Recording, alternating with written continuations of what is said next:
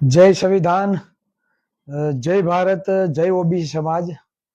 આજે અડધી કલાક વહેલા છીએ.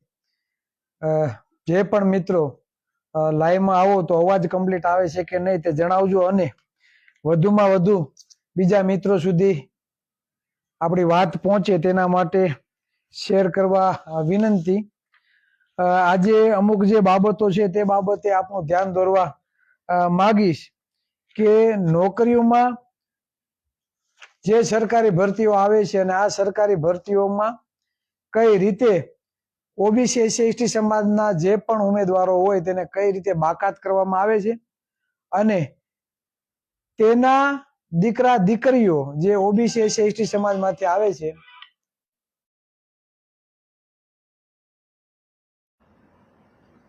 તેમના દીકરા દીકરીઓ કઈ રીતે પાછળ રહે અને એનું સિલેક્શન ના થાય તે માટેનું જે ષડયંત્ર ચાલી રહ્યું છે, આ ષડયંત્ર બાબતે હું આપને વાકેફ કરવા આવ્યો છું. આપણે શિક્ષણની વાત કરીએ કે શિક્ષણ હોય તો સમાજનો વિકાસ થાય, અને દરેક તાલુકામાં દરેક જિલ્લામાં સમાજ દ્વારા, સમાજમાં ચાલતા સામાજિક સંગઠનો દ્વારા સમાજને વધુમાં વધુ શિક્ષણ તરફ આપણે લઈ જઈએ તે બાબતે શિક્ષણના કાર્યક્રમો થાય છે. વિદ્યાર્થી સન્માન સમારોહ કાર્યક્રમ થાય છે. જે બાળકોને સૌથી વધારે મેરિટ આવ્યું હોય તો એ બાળકોને આપણે સ્ટેજ ઉપર બોલાવીને તેને આપણે શિલ્ડ કે યોગ્ય ઉપહાર આપી એને આપણે પ્રોત્સાહન આપીએ છીએ. પણ આપણે એ પણ ખ્યાલ હોવો જોઈએ, અને ખાસ કરીને સમાજમાં રહેતા રાજકીય અને સામાજિક આગેવાનોને ખ્યાલ હોવો જોઈએ કે જે આપણા હક અધિકારો છે, આપણા બાળકોના જે હક અધિકારો છે, જે શૈક્ષણિક હક અધિકારો છે, જેમાં આપણે સમાનતા મળવી જોઈએ તો એ સમાનતા મળતી નથી. અને શિક્ષણમાં જે ગેરરીતિઓ કરવામાં આવે છે અને આ ગેરરીતિઓને લીધે આપણા બાળકોનું ભાવિ ક્યાંક ને ક્યાંક ખતમ થઈ રહ્યું છે. આ બાબતે આપણે દ્રષ્ટિ નહીં કરીએ તો ક્યાંક ને ક્યાંક આપણી આવનારી પેઢી કદાચ શિક્ષિત હોવા છતાં યોગ્ય અવસર નહીં મળે અને પોતાના હક અધિકારો નહીં મળે તો આવનારા દિવસોમાં આપણા જેટલા પણ આવનારી પેઢી છે એને માત્ર ને માત્ર મજૂરી કામ કરવાનો વારો છે કે કોકની બેઠો કરવાનો વારો છે. આઝાદીના 76 વર્ષ પછી પણ આજે હજી આપણી પાછળ પછાતનું લેબલ લાગે છે. આમ નામ રહ્યું તો મને હજી એવું લાગે છે કે હજી કદાચ 5 ના 25 વર્ષ વહી જશે છતાં પણ આપણું પછાતનું જે લેબલ છે તે જશે નહીં. સામાજિક અને શૈક્ષણિક રીતે પછાત એટલે કે શિક્ષણમાં આપણે જે અન્યાયો થાય છે, શિક્ષણમાં જે અસમાનતા છે, સામાજિક અને જાતિગત રીતે જે ભેદભાવો થાય છે, જેને કારણે ક્યાંક ને ક્યાંક ઓબીસી એસસી એસટી સમુદાયને પાછળ ધકેલવાનું કામ થઈ રહ્યું છે. પણ તે બાબતે આપણે દ્રષ્ટિ જતી નથી. જીપીએસસી ની હું જે વાત કરું હસમુખ પટેલની, તો જીપીએસસી માં જે એક્ઝામો લેવાય છે તો તમને ખ્યાલ ન હોય તો કહી દઉં, જીપીએસસી માં હવે ગુજરાતી ગુણ ગણવામાં આવશે નહીં. સમજો, ગુજરાતી ગુણ બરાબર. હવે વિચાર કરી લ્યો, આપણે ગુજરાતમાં રહીએ છીએ, આપણી માતૃભાષા ગુજરાતી છે, અને ઓબીસી એસસી એસટી સમુદાયમાંથી જે પણ વિદ્યાર્થીઓ આવે છે તે અત્યાર સુધી ગુજરાતી શાળાઓમાં જ તેણે અભ્યાસ કરેલો છે. હવે ઇંગ્લિશ મીડિયમ સ્કૂલો આવી ગઈ છે, સીબીએસસી આવી ગઈ છે. તમે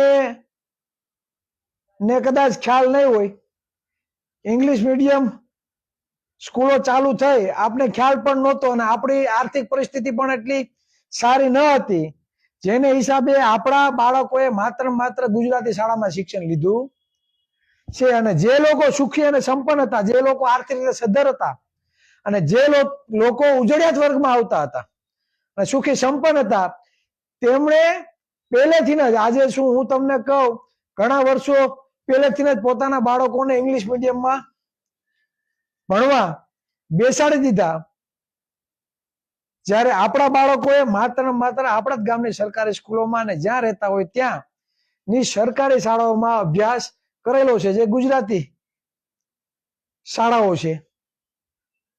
અને સ્વાભાવિક છે કે જ્યારે આપણી પરિસ્થિતિ નબળી હોય, આપણો પરિવાર કોઈ મજૂરી કામ કરતો હોય, કોઈ ભાગ્ય રાખતા હોય કે XYZ કોઈ બી ક્ષેત્રમાં નાની નાની મજૂરી કામ કરતા હોય, તો એને આર્થિક પરિસ્થિતિ એટલી સદ્ધર ના હોય કે તેણે ઇંગ્લિશ મીડિયમમાં પોતાના બાળકોને ભણવા મૂક્યા હોય. સ્વાભાવિક છે તે પોતાના ગામની સરકારી શાળામાં જ તે અભ્યાસ કરવા માટે બેસાડશે. અને આના હિસાબે આપણા બાળકો ક્યાંક ને ક્યાંક ઇંગ્લિશ અને હિન્દીમાં, ગણિતમાં ક્યાંક ને ક્યાંક કાચા હશે. આવું બની શકે. હવે થાય છે એવું, જીપીએસસી માં જે એક્ઝામો લેવાય છે તેમાં ગુજરાતીના માર્ક ગણવાના નહીં. તો આ નુકસાની કોને? આ હું તમને પૂછવા માંગુ. આ નુકસાની કોને? તો એ આપણા જ સમુદાયમાંથી જે આવતા ઓબીસી એસસી એસટી સમુદાયના જે પણ વિદ્યાર્થીઓ છે તેને આર્થિક રીતે પણ જે નબળા હશે તેને પણ નુકસાન થશે, કે જે વર્ષો ત્યાં ગુજરાતી શાળામાં ભણીને જે આવ્યા છે અને જીપીએસસી માં લગી જે પહોંચ્યા છે. તો ઓલ ઓવર જે પણ લોકો ઓબીસી એસસી એસટી સમુદાયમાં આવે છે, જે આર્થિક રીતે પછાત છે, તેને પણ આ નુકસાની જવાની છે અને જવાની છે. એક તો જીપીએસસી નું જે સિલેક્શન કમિટીનું જે બોર્ડ છે 6 થી 7 જણાનું, તો એમાં એક પણ ઓબીસી એસસી એસટી સમુદાયનો એક પણ વ્યક્તિ હોતો નથી. ત્યાં તો બધા ઉજળિયા વર્ગ હોય છે. તો આવું કેમ? બંધારણ તો એવું કહે કે કોઈ બી જગ્યાએ રાજકીય ક્ષેત્ર હોય કે સરકારી ક્ષેત્રે જે પણ કઈ હોદ્દાઓ છે ત્યાં બધી જગ્યાએ દરેક સમાજને સમાનતા મળવી જોઈએ, દરેક વ્યક્તિને સમાનતા મળવી જોઈએ. બરાબર? તો સમાનતા જેવું તો કઈ છે ને. આ બંધારણ છે ને, બંધારણ અનુચ્છેદ 16, આ બંધારણની બુક છે ને, બંધારણને અનુચ્છેદ 16, એમાં તમે એ બંધારણ 16 માં તમે વિસ્તારથી વાંચજો તો તમને ખબર પડશે કે અનુચ્છેદ 16 જાહેર નોકરી બાબતમાં સમાનતાની તકો. જાહેર નોકરીઓ એટલે પ્રાઇવેટ સેક્ટર પણ આવી જાય અને સરકારી નોકરી પણ આવી જાય. સરકારી કરતા પ્રાઇવેટ જે શોષિત છે, બરાબર, એમાં સૌથી વધારે પ્રાઇવેટ નોકરીઓ છે. તો તેમાં પણ આપને સમાનતા મળવી જોઈએ, પણ એ પણ મળતી નથી.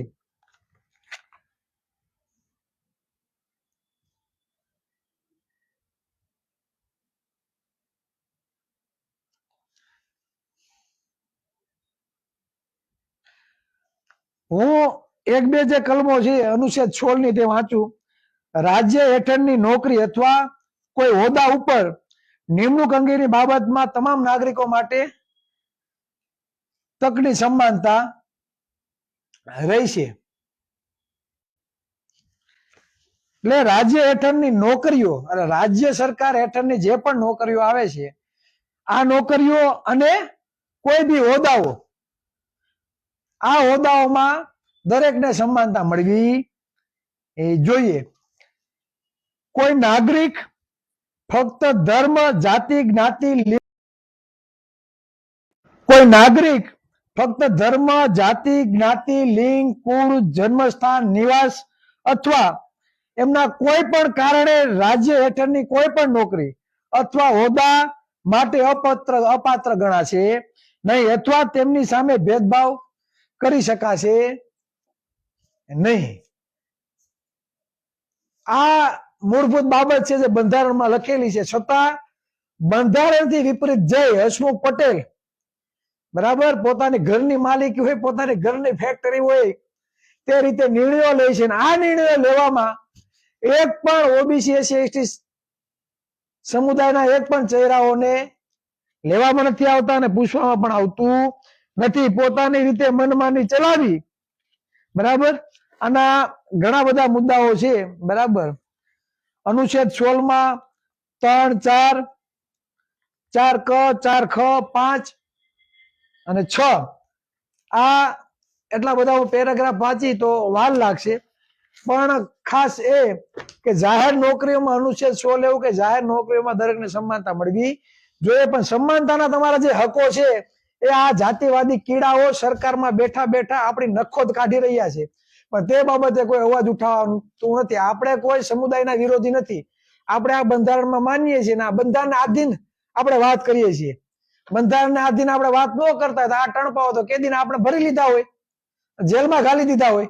હે, બંધારણમાં જે લખેલું છે એ જ આપણે વાત કરીએ છીએ, એનાથી વિશેષ વાત કરતા નથી. બીજી એક મહત્વની તમને વાત કરું, જીપીએસસી ની જે એક્ઝામ છે ને એમાં મેથ રીઝનિંગમાં આશરે 15% ની જોગવાઈ છે. 15% તમારે લઈ આવવાના. જોજો આ લોકો કઈ રીતે, એક તો તમે ગુજરાતીના ગુણ કાઢી નાખ્યા, સિલેક્શન કમિટી તમારી, મૌખિક ઇન્ટરવ્યુમાં તમે અન્યાય કરો છો. 60% ની જગ્યાએ 70% લેખે પણ આપણી ભરતી થતી નથી. એ જ જગ્યાએ ઈડબ્લ્યુએસ ની 10% ની જગ્યાએ 15%, 20%, 25% ભરતી થાય છે. હવે હાલો ક્લાસ 1 કે 4 ની નોકરી તમે જવા દો. હવે હું તમને જે વાત કરું છું, જીપીએસસી માં મેથ રીઝનિંગ ઉપર 15% નો ભાર આપ્યો કે 15% તમારે આશરે લઈ આવવાના. બરાબર. બીજી બાજુ કોન્સ્ટેબલ ની તમે એક્ઝામ આપો, કોન્સ્ટેબલ ની તમે જયારે તમે એક્ઝામ આપો તો તેમાં 40% ની જોગવાઈ છે મેથ રીઝનિંગમાં. તમારે 40% લઈ આવવાના. સમજો, કોન્સ્ટેબલ ની એક્ઝામમાં, ક્લાસ 4 ની એક્ઝામમાં તમારે 40% ગુણ ભાર ઉપર મેથ રીઝનિંગમાં ભાર આપ્યો. તે સિવાય પીએસઆઈ ની એક્ઝામ હોય તો 100%. એનો મતલબ એ થયો કે ક્લાસ 4 ની નોકરીમાં પણ તમારે આવવા દેવા માંગતા નથી. જીપીએસસી કરતા કોન્સ્ટેબલ નું એક્ઝામ પેપર હાઈ લેવલ નું કરી દીધું. જીપીએસસી કરતા કોન્સ્ટેબલ નું પેપર હાઈ લેવલ નું કરી દીધું. મેથ રીઝનિંગ ઉપર ભાર આપવો એનું મેઇન કારણ એ છે કે આપણે જે પછાત સમુદાયમાંથી આવે છે, જે હજી શિક્ષણ લીધું નથી, શિક્ષણમાં અસમાનતા છે, જેને કારણે આપણે ક્યાંક ને ક્યાંક અન્ય જે ઉજળિયાતો છે અને જે આર્થિક રીતે સદ્ધર છે એ લોકોને કક્ષામાં આપણા બાળકો ક્યાંક ને ક્યાંક શિક્ષણમાં નીચા રહેવાના. તો મેથ રીઝનિંગમાં જે ક્લાસ 4 ની નોકરી છે તેનું પેપર પણ કલેક્ટર લેવલનું કે ક્લાસ 1, 2 અધિકારી લેવલનું પેપર કરી દીધું. તો આ નુકસાની કોને? એ નુકસાની આપણને જ. આપણા જ બાળકો નાસીપાસ થઈને એક વખત એક્ઝામ આવશે, 2 વખત એક્ઝામ આવશે, પછી પોતે હિંમત હારી જશે અને ઘરેથી પ્રેશર રહેશે કે કેટલીક એક્ઝામો આપ્યો, હવે શું કરવાનું, હવે પુગાતું નથી, બાપા રાડો નાખશે. બરાબર. કેમ કે ઘરની જ આર્થિક પરિસ્થિતિ નબળી હોય એટલે પછી આપણા સમુદાયમાંથી આવતા જે પણ વિદ્યાર્થીઓ હશે, જે ગવર્મેન્ટની તૈયારી કરે છે, મહેનત કરી ક્લાસ 4 ને 3 ની નોકરી આપે છે, તેમાં ક્યાંય પણ ચાન્સીસ નહીં લાગે. એટલે તે પોતે અધવચ્ચે ભણવાનું અને તૈયારી છોડી દે છે અને ક્યાંક ને ક્યાંક કોકની મજૂરી કામ કરવા, છકડો રિક્ષો હાંકવા, ઈકો હાંકવા, કોકના ભાગ્યા રાખવા કે કોઈ કંપનીમાં 5, 10, 15 હજારમાં નોકરી કરવા માટે ચાલ્યા જશે. બંધારણ એવું કહે છે કે બધી જગ્યાએ સમાનતા મળવી જોઈએ, તો સમાનતા કેમ આપને નથી મળતી? એનું મેઇન કારણ એવું છે છતાંમાં એવા જાતિવાદી કીડાઓ બેઠા છે કે મુખ્યમંત્રી, ઉપમુખ્યમંત્રી, શિક્ષણ મંત્રી, ગૌણ સેવા આયોગ પસંદગીના ચેરમેન, સચિવો મજા આવે એ રીતે ત્યાં ગોઠવાઈ જાય છે અને આપણા વિરુદ્ધની ગેરરીતિઓ ત્યાં બનાવવામાં આવે છે. 2018માં જે જીપીએસસી નો કાળો કાયદો આવ્યો, જીપીએસસી નો જે આપણે એલઆરડી નો જીઆર નો જે કાળો કાયદો આવ્યો 2018માં, તે તમે જોયો હશે.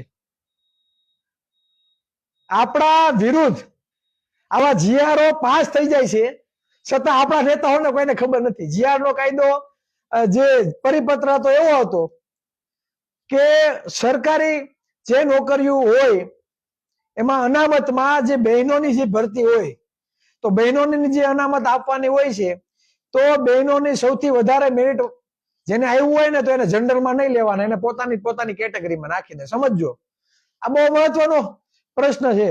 ઓબીસી, એસસી, એસટી સમુદાયની જે પણ મહિલાઓને ગવર્મેન્ટની જે નોકરી હોય એમાં સૌથી વધારે મેરિટ આવ્યું હોય તો એને ઓપન કેટેગરીમાં પેલા નહીં ભરવાની. ક્યાં ભરવાની? એ બધાને ક્યાં નાખવાની? એને પોતપોતાની કેટેગરીમાં. અનામતનો ખરેખર નિયમ કયો છે કે સૌથી વધારે કોઈ મેરિટ હોય તો પેલા ઓપનની સીટો પેલા ભરાય. અનામતનો નિયમ એ છે કે સૌથી વધારે મેરિટ, સરેરાશ સૌથી વધારે જે મેરિટ હોય એમાં ઉપરના જે પણ મેરિટ વાળા હોય ને પેલા બધાને જનરલમાં ભરી દેવા. ત્યારબાદ કેટેગરી વાઇઝ ભરતી કરવાની હોય છે, ઓબીસી, એસસી, એસટી અને ઈડબ્લ્યુએસ ની. બરાબર.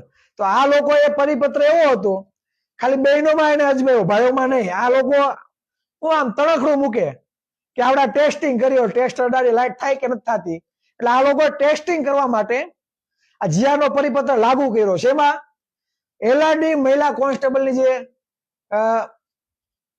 ભરતી હતી એમાં મહિલાઓ માટે જ ખાલી કર્યું, ભાઈઓ માટે નહીં. સમજો, કરવું હોય તો લાગત કરવું જોઈએ, અને ભાઈઓ માટે ન કર્યું, અને બહેનો માટે ખાલી કર્યું.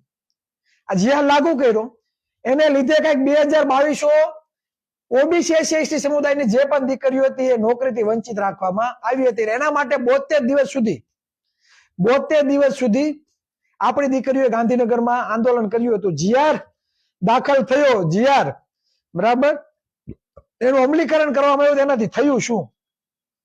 એનાથી થયું એ કે જેટલી પણ સૌથી વધારે મેરિટ વાળી ઓબીસી, એસસી, એસટી સમુદાયની જે પણ દીકરીઓ હતી એને અનામતના કોટામાં રાખવામાં આવી, જનરલમાં ભરવા દેવામાં આવી નહીં. એનાથી જે ઓબીસી, એસસી, એસટી સમાજની જે મહિલાઓનું મેરિટ હતું ને એ ગયું હાય. કેમ કે સૌથી વધારે મેરિટ વાળી દીકરીઓ છે ઓપનમાં ના ગયું, એ બધી ક્યાં ગયું? અનામતના કોટોમાં. એટલે સૌથી વધારે મેરિટ વાળી દીકરીઓ ને ઓછા મેરિટ વાળી દીકરીઓ બધી એક સાથે. એટલે આપણું મહિલાઓનું રિઝલ્ટ ગયું હાય, જેને લીધે 2000 ઉપર 2200 ની આજુબાજુ દીકરીઓ કોન્સ્ટેબલ બની નહીં. અને મને ચોક્કસ ખ્યાલ છે જયારે હસમુખ પટેલ માત્ર એલઆરડી ના સચિવ જયારે હતા ત્યારે જે રિઝલ્ટ આવ્યું કોન્સ્ટેબલની એક્ઝામનું, મહિલાઓનું જે રિઝલ્ટ હતું એ હું તમને કહું છું. મહિલાઓનું રિઝલ્ટ, ઓબીસી મહિલાઓનું રિઝલ્ટ 61% એટકું હતું. કેટલા એ? 61. 61% એ મહિલાઓનું રિઝલ્ટ એટકું હતું, ઓબીસી મહિલાઓનું. જ્યારે ઈડબ્લ્યુએસ ની મહિલાઓનું રિઝલ્ટ 50% એટકું હતું. એટલે 11% નો ફેર. 11% નો ઈડબ્લ્યુએસ ને ઓબીસી ની જે કટ ઓફ હતું તેમાં 11% નો ફેર. એનો મતલબ એ આહિર, ભરવાડ, હુઈ, હુતાર, મિસ્ત્રી, દરજી, પ્રજાપતિ, વણજારા, ક્ષત્રિય સમાજના ઘણા લોકો જે ઓબીસી માં આવે છે તે, દેવી પૂજક સમાજ બહુ મોટો છે ગુજરાતમાં. દેવી પૂજક સમાજ, ચૌધરી, 146 જ્ઞાતિ જે ઓબીસી માં આવે છે. બરાબર. માલધારી સમાજમાં જે પણ જ્ઞાતિઓ આવે છે તે પણ બધી આવી, કોળી પટેલ, કોળી ઠાકોર. બરાબર. આ બધી જે 146 જ્ઞાતિઓ છે, આ 146 જ્ઞાતિઓની દીકરીઓ જે 61% ની નીચે, 61 થી 50% ની વચ્ચે જે પણ દીકરીઓ હતી તે એક પણ કોન્સ્ટેબલ બની નહીં. જ્યારે બીજી બાજુ ઈડબ્લ્યુએસ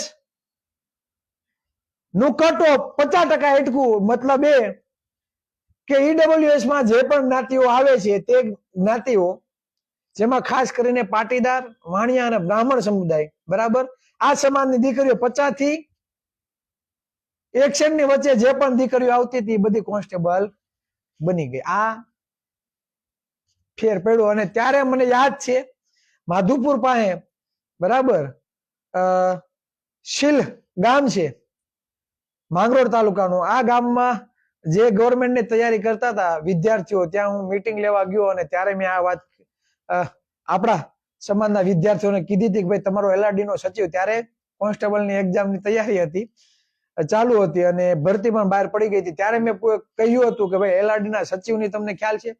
મને ખાસ ખ્યાલ છે. ભૂપેન્દ્ર પટેલ જયારે મુખ્યમંત્રી બન્યા ને તે પછી તરત મહિના 1.5 મહિનાની અંદર જ સચિવો, કેટલાક આઈએસ આઈપીએસ અધિકારીઓની બદલી થઈ. બરાબર. સચિવોમાં ફેરફાર, ત્યાં તરત એલઆરડી ના સચિવ તરીકે હસમુખ પટેલની વરણી કરવામાં આવી. અને સીધું જે રિઝલ્ટ આવ્યું એ તમે રિઝલ્ટ તમારી સામે છે. આપણે કોઈ સમુદાય કે કોઈ કાસ્ટના વિરોધી નથી, પણ જે સમાનતા આપને મળવી જોઈએ અને આપને જે અન્યાય થાય છે તે બાબતની આ લડત છે. અને જો આ બાબતે આપણે આપણા સમાજને વાસ્તવિક રીતે જાગૃત નહીં કરીએ તો આવનારા દિવસોમાં આનું તમારે ખૂબ જ ગંભીર સમસ્યાઓનો સામનો કરવો પડશે. આ તમે મગજમાં રાખજો. કેમ કે આ ગુજરાતનું દેવું 4,84,000 કરોડનું છે અંદાજિત. ગુજરાતના દેવાની વાત કરું છું. હાલનું ગુજરાતનું દેવું અંદાજિત 4,84,000 કરોડનું દેવું છે. અને એમાં 85% સમૂહ ઓબીસી, એસટી સમુદાયને સૌથી વધારે ભાર પડવાનો છે. કેમ કે એ જ લોકો સામાજિક અને શૈક્ષણિક અને આર્થિક રીતે સૌથી વધુ પછાત છે. જે મોંઘવારી વધે છે, બેરોજગાર લોકો છે, આ બધી જે કમર તોડવાનું જે કામ થઈ રહ્યું છે ને, તે આપણા લોકોનું જ થઈ રહ્યું છે. જો આપણે એવું ઈચ્છીએ કે આપણા બાળકો સારી નોકરીમાં લાગે અને પોતે આર્થિક રીતે સદ્ધર થાય અને યોગ્ય અવસર મળે, અન્ય લોકોને સમકક્ષ આવે, તેના માટે જો આપણે લડત લડવી હોય તો આ બધા પાસાઓને આપણે ધ્યાન રાખવા પડશે. તમે તમારા ગામના ગયણા ગાંઠા રાજકીય આગેવાનો, ધારાસભ્ય કે સંસદ સભ્ય કે તમને કોઈ પણ એવા વ્યક્તિઓ ઉપર વિશ્વાસ હોય કે આ અમારા માટે અવાજ ઉઠાવશે, તો સમાજમાં હોય કદાચ એક બે ગયણા ગાંઠા તમારા માટે અવાજ ઉઠાવશે, બાકી કોઈ તમારો ઉદ્ધાર કરવા નહીં આવે ને કોઈ તમારા માટે અવાજ નહીં ઉઠાવે. તમારે તમારો ઉદ્ધાર કરવા માટે ખુદ તમારે જાગૃત થવું પડશે અને તમારે જ તમારા ગામની જવાબદારી લેવી પડશે. તમારે જ તમારા ગામની જવાબદારી લઈ તમારા ગામના 200, 250, 300 ઘર કોળી સમાજના છે, ઓબીસી સમાજના છે, એસસી સમાજના છે, તો તમારે આ બધી વાત એમના ઘર ઘર સુધી પહોંચાડવા માટેની મહેનત કરવી પડશે. અને જ્યાં સુધી તમે વાસ્તવિક રીતે સમાજને જાગૃત નહીં કરો ત્યાં સુધી કોઈ પણ જાતનું પરિવર્તન નહીં આવે અને નહીં આવે. તેના માટે તમારે જ મહેનત કરવી પડશે, બીજો કોઈ મહેનત કરવા આવશે નહીં. તમારે ક્યાંય બધી જગ્યાએ દોડ મારવાની જરૂર નથી. માત્ર તમે તમારા ગામમાં 10, 11, 15, 20 જણાની ટીમ બનાવો અને તમે તમારા ગામની જ જવાબદારી સ્વીકારો. હું તમને છાતી ઠોકીને કહું છું કે આ દુશ્મનોને જો ઘૂંટણીએ ન પાડી દે ને, તો હું પણ ઓબીસી અને કોળીનો દીકરો નહીં. અમે અમારી સાથે જે પણ ઓબીસી, એસટી સમાજ અને કોળી સમાજના જે પણ યુવાનો કામ કરે છે, જો અમે આ લોકોને ઘૂંટણીએ ન પાડી દઈએ ને, તો અમે જે અત્યાર લગી બોલ્યા એ ન બોલ્યા બરાબર છે. પણ એના માટે યુનિટી બનાવવી પડે અને જ્યારે સફળતા ત્યારે જ મળે છે, સફળતા ત્યારે જ મળે છે જ્યારે યુનિટી બને, એકતા બને અને એકતાની સાથે આપણા હક અધિકારો માટે જ્યારે આપણે સંઘર્ષ કરીએ ને, ત્યારે આપણે સફળતા મળે. સફળતા એમને મળતી નથી. જ્યારે ઓબીસી સમાજના જે મહાપુરુષોએ જે ક્રાંતિ કરી છે, જે સુધારાઓ કર્યા છે, તેના માટે તેને ખૂબ બધી મહેનત કરી છે. પેલા એવું હતું કે વિવાહ ઉપર પ્રતિબંધ હતો, વિધવાઓને વિવાહ નહીં કરવાના. કદાચ લગ્ન થયા હોય, પેલા 8-9 વર્ષે લગ્ન થતા, લગ્નના કદાચ 1 વર્ષમાં એનો ઘરવાળો મરી ગયો હોય તો એને આજીવન વિધવા થઈને લેવાનો, એને બીજા લગ્ન નહીં કરવાના. દીકરીને જન્મતાની સાથે દૂધ પીતી કરવાથી દૂધમાં જબડવામાં આવતી, જીવે તો ઠીક, બાકી ભગવાનને પ્યારી. ભણવાનો અધિકાર નહીં. જે ઓબીસી, એસટી સમુદાય છે ને, એને ભણવાનો અધિકાર ના હતો. સતી પ્રથા હતી. ઘરવાળો મરી જાય એટલે એની ઘરવાળીને, પતિને પોતાના ખોળામાં રાખી અગ્નિમાં એની સાથે જ ચિતા લગાડી અને સળગાવી દેવામાં આવતી. ઢોલ, નગારા, અબીલ, ગુલાલ, શરણાઈ આવું બધું તો વગાડવામાં આવતું. ઇતિહાસ વાંચો તો તમને ખબર પડે. દેવદાસી પ્રથા હતી. ઓબીસી, એસટી સમુદાયના જે પણ લોકો પહેલી વખત લગ્ન કરીને આવે ને, એટલે એની સ્ત્રીને પંડિતોને આપવામાં આવતી શુદ્ધિકરણ માટે. અઠવાડિયા 10 દિવસ યુઝ એન્ડ થ્રો ઉપયોગ કરે. આ દેવદાસી પ્રથા હતી. સ્ત્રીને પોતાની છાતી ઢાંકવાનો અધિકાર ના હતો. શિક્ષણ લેવાનો અધિકાર નહીં, ગામના કુવામાં પાણી ભરવાનો અધિકાર નહીં, ગામના ખેતરમાંથી અનાજ લેવાનો અધિકાર નહીં, ગામના મંદિરમાં પ્રવેશનો અધિકાર નહીં. આ બધી બાબતો તમે જયારે વાંચો ને, ત્યારે તમને ખબર પડે કયા મહામાનવોએ, કયા મહાપુરુષોએ તમારા માટે ક્રાંતિ કરી, એને કઈ સમસ્યાઓનો સામનો કર્યો છે. ક્રાંતિ એમને નથી થઈ, સુધારા એમને નથી થયા. તમને આ બધી જે બેડીઓ છે, આ બધી જે જંજીરો તોડીને તમારા માટે જે મહાપુરુષોએ ક્રાંતિ કરીને તમારા માટે જે સુધારાઓ કર્યા છે ને, એમને નથી થયા. આરક્ષણના જનક સાવજી મહારાજને તમે જયારે વાંચો ને, ત્યારે તમને ખબર પડે કે આરક્ષણ શા માટે. અને આઝાદી પછીના એટલા વર્ષમાં પણ તમે જોજો, સૌથી વધારે રાજ્યોમાં કોના મુખ્યમંત્રી બન્યા છે, સૌથી વધારે આ દેશના વડાપ્રધાન કોણ બન્યું છે, કોને જેમ સિસ્ટમ કોને કહેવાય, આ બધા આંકડાઓ તમે જોશો. અનામત આંદોલન માટે કોને લડત લડી. હિન્દુ કોડ બિલ માટે બાબા સાહેબ આંબેડકરે કઈ મહેનત કરી. આ વાંચો તો તમને ખબર પડે. બંધારણ સભામાં કોને કહેવામાં આવે ને બંધારણ સભામાં શું થયું હતું, તે વાંચો તો તમને ખબર પડે ક્રાંતિ કોને કહેવાય અને આપણા મહાપુરુષોએ આપણા માટે કયું બલિદાન આપ્યું છે. આ પરિવર્તન એમ નથી થયા, આપણા મહાપુરુષોએ ભોગ આપ્યો છે એટલે પરિવર્તન થયું છે. અને આ જ્ઞાતિવાદી જાતિવાદી કીડાઓ જે આપણા હક અધિકારો છીનવી રહ્યા છે અને એમાં જો પરિવર્તન લઈ આવ્યો છે તો આપણે જ આપણા વિસ્તારની જવાબદારી નિભાવવી પડશે અને આપણે જ આપણા ગામથી શરૂઆત કરવી પડશે. આપણે જ આપણા ગામથી શરૂઆત કરવી પડશે. તમે તમારા ગામમાંથી શરૂઆત કરો, તમારા ગામના લોકોને જાગૃત કરો તો જ ક્રાંતિ થવાની છે, બાકી ક્રાંતિ થવાની નથી. ભૂલી જાજો, ચિરાગભાઈ ગમે એટલા બરાડા પાડશે, હું કઈ ગામે ગામ થોડોક જવાનો છું.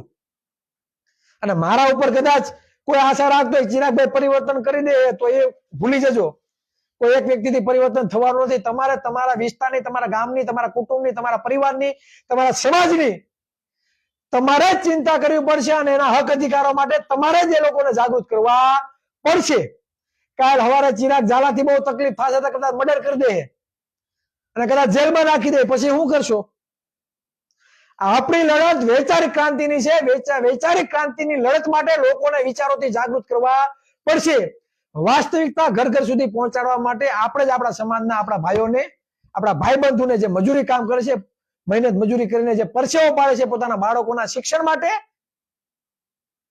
અને એની નોકરીઓ જાહેરમાં જયારે ખવાતી હોય, એને શિક્ષણમાં અસમાનતા મળતી હોય, ગામની શાળાઓ બંધ કરી દેવામાં આવી હોય, મેડિકલ ક્ષેત્રમાં જવું છે, નથી પૈસા, શું કરવાનું?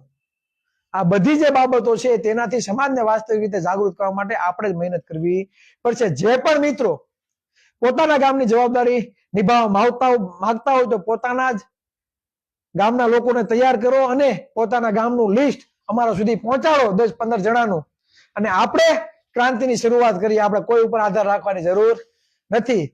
મત આપણી પાસે છે, સરકાર એની પાસે છે, ચાલો મત કોની પાસે છે? મત આપણી પાસે છે. લોકશાહીમાં જેના સૌથી વધારે મત એનો રાજા. એટલે જ અમે કહીએ છીએ સત્તા એ જ કલ્યાણ.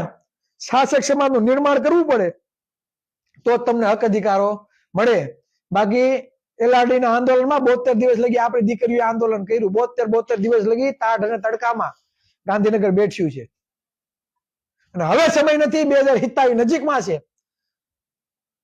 હવે સમય નથી, 2027 નજીકમાં છે. તમે જે ગામમાં રહેતા હોય પોતાના ગામની જવાબદારી લ્યો, પોતાના ગામનું નેતૃત્વ લ્યો અને ટીમ અમને મોકલો.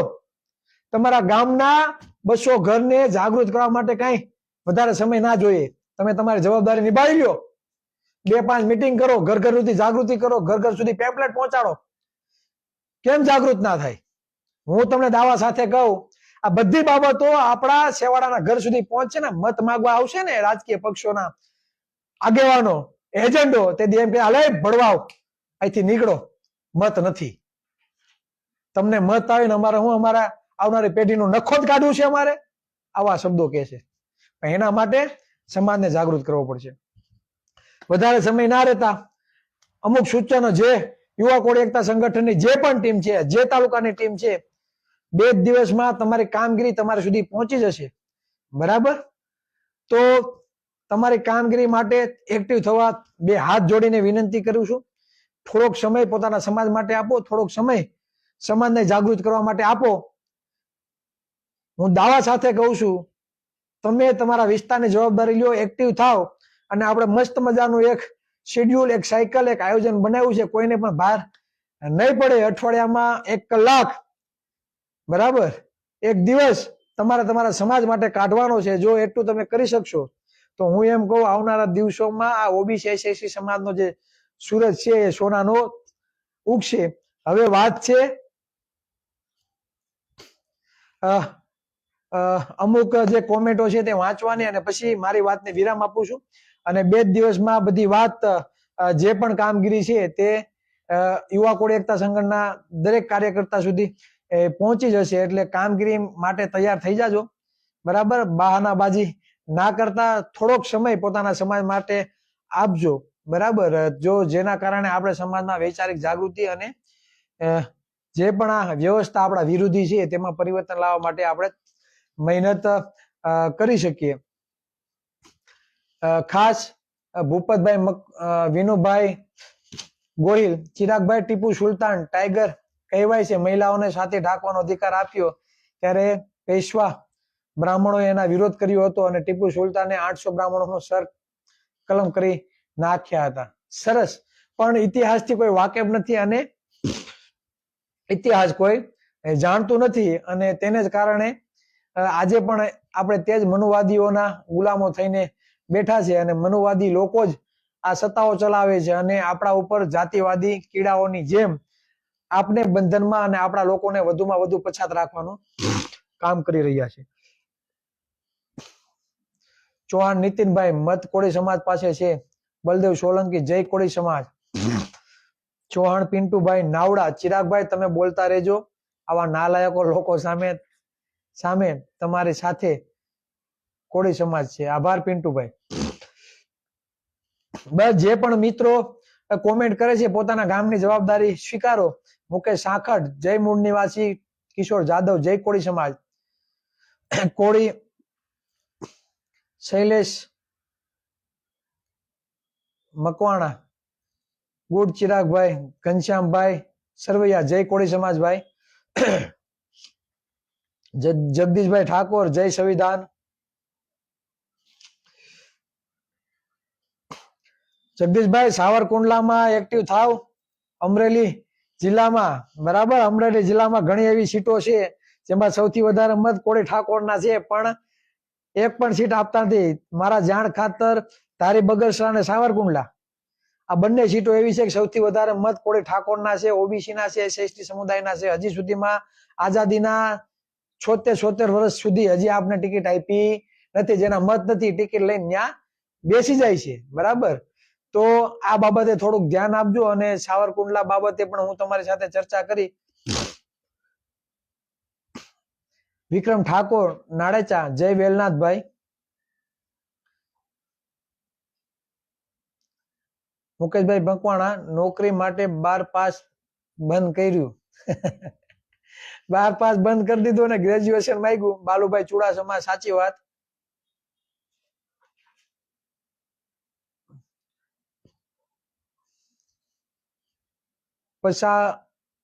પછલાલ બ્લોગ, સાચી વાત છે ચિરાગભાઈ. માં ટચ કરીને હાથ અડાડું તો કોમેન્ટ વહી જાય છે. ઘનશ્યામભાઈ સરવૈયા, જય કોળી સમાજ. બાબુભાઈ ડાંગર, ચિરાગભાઈ, એસસી સમાજ એક હથિયાર છે આપણા માટે, તલવાર જેવું છે. આપણે ઓબીસી સમાજને ખાલી ઢાલ બનીને ઉભું રહેવાનું છે, બાકી એસટી સમાજ તીર કામઠા. ઘણું બધું લખ્યું, સાચી વાત છે ભાઈ. એસસી અને એસટી સમાજ જાગૃત જ છે અને બંધારણનો જાણકાર છે. જાગૃત અને અશિક્ષિત અને અબુદ્ધ ક્યાંક ને ક્યાંક રહી ગયો છે તે ઓબીસી સમાજ છે, બરાબર ને. ઓબીસી સમાજ એક હાથી છે, અને આ ઓબીસી સમાજ જદી જાગી જશે અને હાથી જયારે પોતાની ચાલમાં ચાલવા માંડશે એટલે કોઈની એવી ઓકાત નથી કે ઓબીસી સમાજને કોઈ ઝુકાવી શકે, આ હાથીને કોઈ રોકી શકે. એકે રાઠોડ, ચિરાગભાઈ, હું યુટ્યુબ ચેનલમાં ગુજરાત કોળી સમાજ તમારા ગ્રુપમાં મૂકું છું. કઈ વાંધો નહીં ભાઈ, મૂકો, તમે તમારા કોપી મારીને મૂકો. હું કોઈને રોકવા માંગીશ નહીં, મારી ખુશી. દાદરે ચા, જય કોળી સમાજ. દીપ, જય ભીમ. રાજુલા, મેર ભરતભાઈ કુમાર, જય કોળી સમાજ. ઘનશ્યામભાઈ મીઠાપરા, સામલા મારું ગામ છે, હું આમાં જોડાવા માંગુ છું. ચિરાગભાઈ, કઈ વાંધો નહીં ભાઈ, તમે તમારો નામ, કોન્ટેક્ટ નંબર એ કોમેન્ટમાં જણાવજો, અને ટૂંક સમયમાં તમારા તાલુકામાં આ કોન્ટેક્ટ નંબર પણ અમે 1-2 દિવસમાં મોકલશું, એટલે તમે તમારા એ જ જે તાલુકાના લોકો છે તેનો સંપર્ક કરજો અને એની સાથે જોડાવો. રમેશભાઈ દુમાડિયા, ચોટીલામાં આવો. નહીં ભાઈ, 100% ચોટીલામાં આવશું, પણ ચોટીલાના જે પણ ગામો છે તેમાં અમારી સાથે જોડાય, બરાબર, એવી તૈયારી દાખવજો. પ્રભાત અણિયાલિયા, ચિરાગભાઈ આવો જસદણ વિસ્તારમાં. આવશું ભાઈ, 100%, બરાબર. ને જસદણમાં પણ ગામે ગામ આપણા લોકો જોડાય, બરાબર. ભૂપતભાઈ ખેર, રામ ભાઈ. કોળી શૈલેષભાઈ મકવાણા, ધોલેરા. ઘનશ્યામભાઈ સરવૈયા, બરવાડા.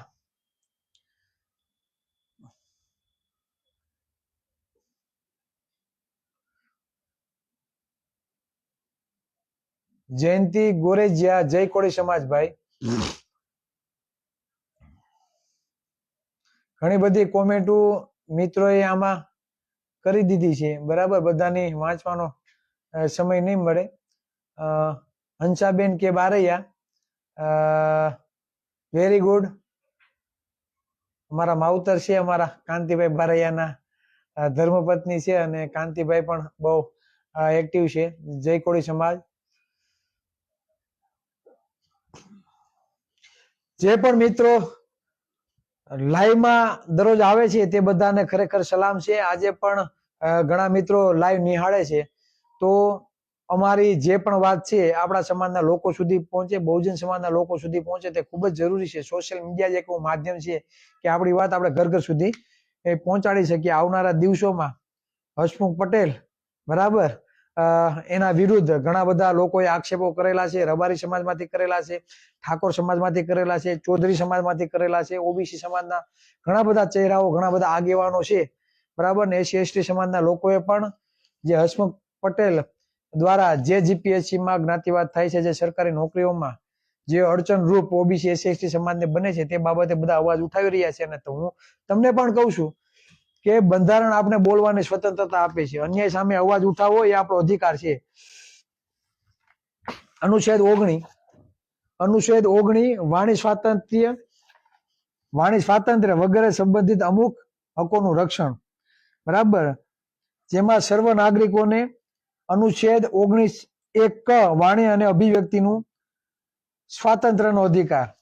એટલે કે જે અન્યાય અને અત્યાચાર થાય છે તે તમારી ભાષા દ્વારા, પોતાની વાણી દ્વારા પોતે અભિવ્યક્ત કરો છો, એટલે લોકો સામે તમે રજૂ કરો છો. આ બંધારણ કહે છે. ચિરાગભાઈજી બોલે ને, બરાબર, ખુલીને, એ વાણી સ્વાતંત્ર્યનો આપણે હક આપ્યો છે એટલે આપણે બોલીએ છીએ, બરાબર. એટલે આ કાયદો છે ને, આ બંધારણ છે, સર્વોપરી છે.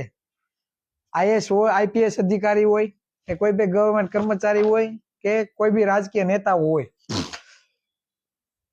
જ્યાં અન્યાય થતો હોય, જ્યાં ખોટું થતું હોય, બરાબર, ત્યાં આપણે બે બાક નીડર બનીને આપણે અવાજ ઉઠાવી શકીએ છીએ. અને એ અવાજ ઉઠાવવા માટેનો જે અધિકાર આપ્યો છે આ બંધારણ અનુચ્છેદ 19 આપે છે. અનુચ્છેદ 19(1) શાંતિપૂર્વક અને હથિયારો વગર એકઠા થવાનો. શાંતિપૂર્વક હથિયારો વગર એકઠા થવાનો. આપણે જયારે એકઠા થઈએ ત્યારે શું કે, પરમિશન લીધી છે? શું કે પરમિશન લીધી છે તમે પોલીસ સ્ટેશનની?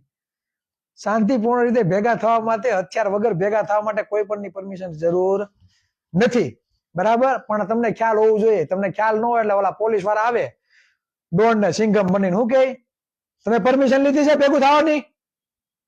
તમને ડરાવે, ધમકાવે, ગાળો દે, એટલે આપણે ડરી જાય પોલીસ થી.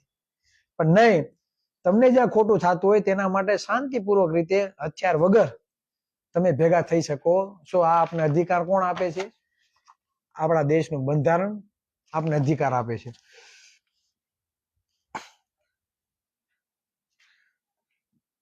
એટલે આ વાસ્તવિકતા છે.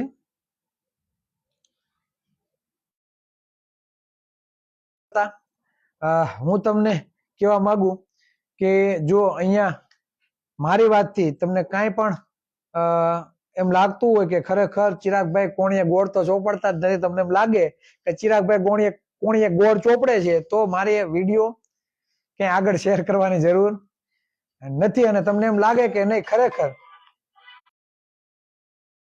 માટે જરૂરી છે, સમાજને જાગૃત કરવા માટે ચિરાગભાઈ અને એની ટીમ જે કામ કરી રહી છે તે ખરેખર યોગ્ય છે. તો આ વિડીયો વધુમાં વધુ લોકો સુધી પહોંચાડજો. તમારા મંતવ્યો કોમેન્ટના માધ્યમથી તમે જણાવજો.